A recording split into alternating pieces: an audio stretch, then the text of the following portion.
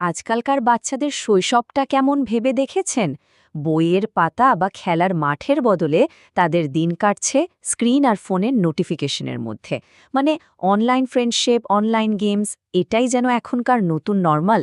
কিন্তু প্রশ্ন হলো, এই ডিজিটাল দুনিয়ায় আমাদের বাচ্চারা ঠিক কতটা সুরক্ষিত? এই চিন্তাটা কিন্তু এখন আর শুধু আমাদের ড্রয়িং রুমের আড্ডায় আটকেনি। এটা এখন একটা সিরিয়াস পলিসি ডিবেট হয়ে দাঁড়িয়েছে। যে ডিজিটাল জগৎটা বড়দের জন্যই মাঝে মাঝে কঠিন হয়ে যায়, সেখানে বাচ্চাদের সেফটি নিয়ে চিন্তা তো বাড়বেই, তাই না?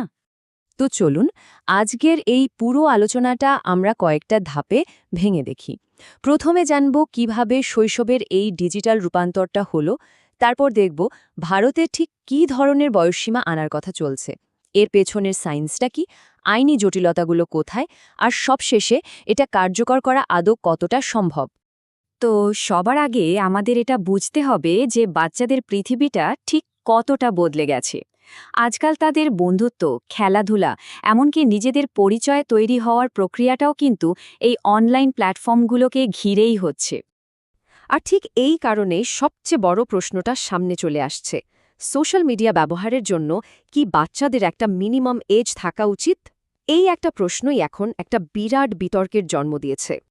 আর এই বিতর্কের একদম মাঝখানেই ভারতের দুটো রাজ্য, কর্ণাটক আর অন্ধ্রপ্রদেশ, খুব বড় একটা পদক্ষেপ নেবার কথা ঘোষণা করেছে। তারা বাচ্চাদের সোশ্যাল মিডিয়া ব্যবহার কন্ট্রোল করার জন্য আইন আনতে চলেছে। দেখুন, দুটো রাজ্যের প্ল্যানটা একটু আলাদা। কর্ণাটক সরকার চাইছে সোজা সাপটা ১৬ বছরের কম বয়সীদের জন্য সোশ্যাল মিডিয়া পুরোপুরি ব্যান করে দিতে। অন্যদিকে অন্ধ্রপ্রদেশ ভাবছে ১৩ বছরের নিচে ব্যান করা হবে, আর ১৩ থেকে ১৬ বছর বয়সীদের জন্য একটা কন্ট্রোলড অ্যাক্সেস থাকবে। মানে লক্ষ্যটা একই হলেও পথটা কিন্তু কিছুটা আলাদা। তবে হ্যাঁ, কর্ণাটকের এই সিদ্ধান্তটা কিন্তু হুট করে আসা কোনো বিচ্ছিন্ন ঘটনা নয়। এটা আসলে ওদের উত্তম কালিকা উজ্জ্বল ভবিষ্যৎ নামে একটা বড় এডুকেশন রিফর্ম প্রোগ্রামের অংশ। মানে সরকার শুধু ব্যান করতে চাইছে না, বরং বাচ্চাদের জন্য একটা সেফ ডিজিটাল লার্নিং এনভায়রনমেন্ট তৈরি করার কথাও ভাবছে। আচ্ছা, এখন প্রশ্নটা হলো, সরকারগুলো হঠাৎ করে এত কঠোর পদক্ষেপ নেওয়ার কথা ভাবছে কেন? এর পেছনে আসল কারণটা হলো বাচ্চাদের মানসিক স্বাস্থ্য আর ডিজিটাল অ্যাডিকশন নিয়ে বাড়তে থাকা টেনশন। আর এর প্রমাণ কিন্তু সরকারি রিপোর্টেই পাওয়া যাচ্ছে। ইকোনমিক সার্ভেতে পরিষ্কার বলা হয়েছে যে অতিরিক্ত স্ক্রিন টাইমের কারণে ইয়াং জেনারেশনের মধ্যে অ্যাংজাইটি, ঘুমের সমস্যা আর কনসেন্ট্রেশনের অভাব, এই সব কিছুই মারাত্মকভাবে বাড়ছে। এর সাথে যোগ হয়েছে সাইবার বুলিংয়ের মতো একটা ভয়াবহ জিনিস। শুধু কর্ণাটকে গত ২.৫ বছরে ৩১৫টা সাইবার বুলিংয়ের কেস ফাইল হয়েছে। এর বেশিরভাগই ঘটেছে বেঙ্গালুরু, মহীশূরের মতো বড় শহরগুলোতে, আর ভিকটিমদের একটা বড় অংশই কিন্তু অপ্রাপ্তবয়স্ক। এই সংখ্যাগুলো তো শুধু ডেটা, কিন্তু এর পেছনের বাস্তবতাটা আরও সাংঘাতিক। কিছুদিন আগেই তো একটা ঘটনা ঘটল, যেখানে একটা টিভি শোতে অংশ নেয়ার পর ১০ বছরের একটা বাচ্চাকে সোশ্যাল মিডিয়ায় কি পরিমাণ ট্রোলিং সহ্য করতে হয়েছে। ভাবুন তো, এই ঘটনাগুলো বাচ্চাদের মনে কি গভীর প্রভাব ফেলে।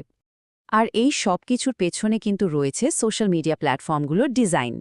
ইনফাইনাইট স্ক্রোল, একের পর এক নোটিফিকেশন আর রিওয়ার্ড সিস্টেম, এগুলো এমনভাবে তৈরি করা হয় যাতে আমাদের ব্রেনে বারবার ডোপামিন রিলিজ হয়, আর এটাই ধীরে ধীরে একটা অ্যাডিকশন বা আসক্তি তৈরি করে ফেলে। বিজ্ঞান বলছে টিনেজারদের ব্রেনের যে অংশটা আবেগ বা ইম্পালস কন্ট্রোল করে, মানে প্রিফ্রন্টাল কর্টেক্স, সেটা তখনও পুরোপুরি ডেভেলপড হয় না। ফলে এই ডিজিটাল ফাঁদে ওরা খুব সহজে পা দিয়ে ফেলে। আর ঠিক এই কারণেই সরকার এখন ব্যাপারটাকে আর শুধু একটা টেকনোলজি সমস্যা হিসেবে দেখছে না, বরং একটা পাবলিক হেলথ ইস্যু হিসেবে দেখছে। কিন্তু এই ধরনের নিষেধাজ্ঞা চালু করার পথে একটা বিশাল আইনি বা সাংবিধানিক প্রশ্নও কিন্তু আছে। মানে আইনত এই ক্ষমতাটা কার হাতে, রাজ্য সরকারের নাকি কেন্দ্রীয় সরকারের? মানে সোজা কথায় প্রশ্নটা হলো, একটা রাজ্য সরকারের কি আদৌ এই ধরনের নিষেধাজ্ঞা জারি করার আইনি অধিকার আছে?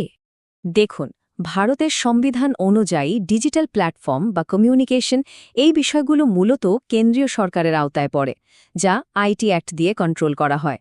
রাজ্য সরকারগুলো হয়তো জনস্বাস্থ্য বা শিশু কল্যাণের যুক্তি দেবে, কিন্তু শেষ পর্যন্ত এটা একটা বড় আইনি লড়াইয়ের জন্ম দিতে পারে। আর এর আগেও কিন্তু এমনটা হতে দেখা গেছে।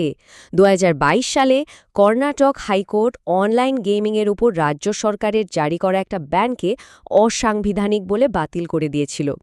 তাই অনেকেই মনে করছেন যে সোশ্যাল মিডিয়া ব্যান করার এই সিদ্ধান্ত হয়তো কোর্টে গিয়ে চ্যালেঞ্জের মুখে পড়বে। আচ্ছা চলুন ধরে নেওয়া যাক সব আইনি বাধা পেরিয়ে গেল, নিয়মটা চালুও হয়ে গেল, কিন্তু আসল চ্যালেঞ্জটা তো শুরু হবে এর পরে, মানে এনফোর্সমেন্ট বা এটা কার্যকর করা। তবে হ্যাঁ, ভারত কিন্তু এই পথে একা হাঁটছে না। অস্ট্রেলিয়া, ফ্রান্স, এমনকি আমেরিকার মতো দেশগুলো কিন্তু বাচ্চাদের সোশ্যাল মিডিয়া ব্যবহার কন্ট্রোল করার জন্য নানা রকম কঠোর আইন আনছে বা আনার কথা ভাবছে। কর্ণাটক বা অন্ধ্রপ্রদেশের এই উদ্যোগও সেই গ্লোবাল ট্রেন্ডেরই একটা অংশ। কিন্তু সবচেয়ে বড় এবং বাস্তবসম্মত প্রশ্নটা হলো, আইনটা পাশ হলেও এটা বাস্তবে প্রয়োগ করা হবে কিভাবে? কারণটা খুব সোজা। ইন্টারনেটে বয়স লুকানোটা আসলে কোনো ব্যাপারই না। বাচ্চারা প্রায়ই ভুল জন্ম তারিখ দিয়ে অ্যাকাউন্ট খোলে, বাবা মায়ের ফোন ব্যবহার করে, অথবা ভিপিএনের মতো টুলস দিয়ে যে কোনো রেস্ট্রিকশন খুব সহজেই বাইপাস করে ফেলতে পারে। এদিকে আবার টেক কোম্পানিগুলোরও একটা যুক্তি আছে। ওরা বলছে, বাচ্চাদের যদি মেইনস্ট্রিম প্ল্যাটফর্মগুলো থেকে ব্যান করে দেওয়া হয়, তাহলে ওরা আরও খতরনাক আর আনরেগুলেটেড অনলাইন স্পেসে চলে যেতে পারে, যেখানে সেফটির কোনো ব্যবস্থাই নেই। তাহলে দেখুন, পুরো বিতর্কটাই কিন্তু ধীরে ধীরে একটা দিকে মোড় নিচ্ছে। আসল প্রশ্নটা এখন আর বাচ্চাদের ইন্টারনেট থেকে দূরে রাখা নিয়ে নয়, বরং আসল প্রশ্ন হল এই ডিজিটাল দুনিয়ায় ওদের কিভাবে সুরক্ষিত রাখা যায়। কর্ণাটক আর অন্ধ্রপ্রদেশের এই উদ্যোগগুলো ভারতে এই বিতর্কটাকে একটা নতুন লেভেলে নিয়ে গেছে। এখন দেখার বিষয় এটাই যে বাচ্চাদের সুরক্ষার কথা মাথায় রেখে আর তাদের ডিজিটাল ভবিষ্যতের জন্য তৈরি করার মধ্যে সঠিক ব্যালেন্সটা কিভাবে তৈরি করা হয়।